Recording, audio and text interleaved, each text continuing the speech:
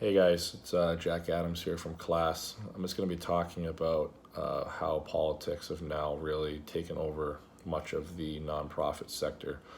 I was a political science major at Union College in New York, where I got my undergrad last summer actually, and I'm very fascinated with how this works. I'm very big fan of politics, and looking at the 501 C3. It's actually pretty straightforward. Political campaigns cannot be directly impacted by nonprofit organizations. A quick definition, I guess, is for in order to maintain tax-exempt status, nonprofit organizations cannot engage in political campaigning. Nonprofits with 501c3 tax-exempt status should be ever vigilant about this position because a violation could result in severe consequences. Pretty straightforward, makes sense because as we learned about in class, nonprofits are only used for educational, religious, or charitable organizations, which as it should be.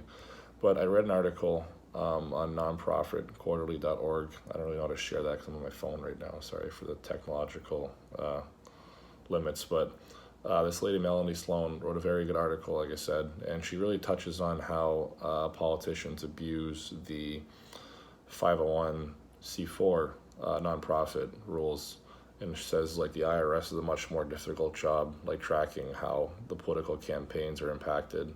I think a really pretty sad example is back in the early 2000s, Republican politician, it doesn't really say what he's running for, but Tom DeLay, Republican from Texas, he used to have the DeLay Foundation for Kids, which was a organization trying to combat the foster care crisis in the United States, and he had a lot of big organizations such as the Bill and Melinda Gates Foundation to try and help fund his campaign. But unfortunately, it shows that for example, it says having a good relationship with DeLay depends not just on funding his campaign committees and political action committees, but also his pet causes. And she pointed out how once he lost a race the next month, all of his foundation for foster care children ceased to exist as well. And it just shows even more. Back his last payment in June of 2011, his expenses of the foundation were zero, and the whole entire foundation was deleted, and he was out of politics for good. So I don't know, it just seems like it's very corrupt with how politicians nowadays can try and abuse the nonprofit sector.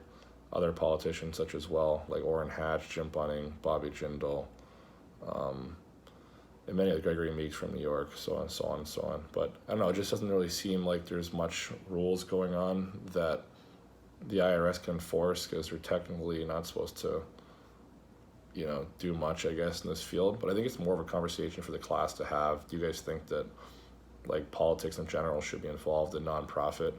Because it just seems that there's so much shady stuff going on from what I'm reading. And again, I'm not an expert in the field, but I think it's a very good conversation for us to have as people who might be joining this field to discuss if nonprofits should have any kind of funding for political campaigns, because as the article keeps pointing on, she just says that the fundamental problem comes back to the nexus of the IRS and Congress concerning the definition of political speech and potential return to language of exclusiveness. And you can do whatever you want, but you don't have to get the tax break. So it's a lot of X's and O's that are kind of confusing, and a lot of loopholes that politicians are really finding and taking advantage of the 501c4. So I think it's more a 501c4 case that we should try and eliminate the political connection with. But I'd really like to know your guys' thoughts, Professor O'Brien's thoughts, and go from there. See you guys in class.